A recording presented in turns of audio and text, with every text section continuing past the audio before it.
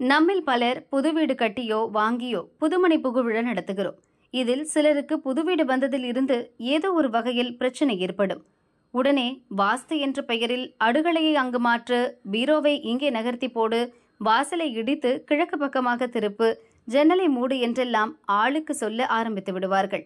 இதை நம்பி ஏராளமான பண இழப்பை சந்திப்பார்கள் வீடு வாங்கியவர்கள். இதெல்லாம் வேண்டவே வேண்டாம். இப்பிரச்சனை தீர எளிய வழி ஒன்று இருக்கிறது. நீங்கள் புதுமனை புகுவிழா நடத்திய போது பசுவை வீட்டுக்குள் அழைத்து வந்திருப்பீர்கள். மீண்டும் ஒருமுறை அதே போல பசுவை வரவழைத்து கோபூஜை செய்து அதற்கு உணவளியுங்கள். ஏழைகள், உங்கள் வீட்டை கட்டிய தொழிலாளர்களுக்கு முடிந்த அளவு பண உதவி, கல்வி உதவி செய்யுங்கள். இந்த பரிகாரம் எந்தவித தோஷத்தையும் நீக்கிவிடும். மனமார தானம், கோபூஜை, இந்த இரண்டும் போதும் புது வீட்டு பிரச்சனைகள் தீர்வதற்கு.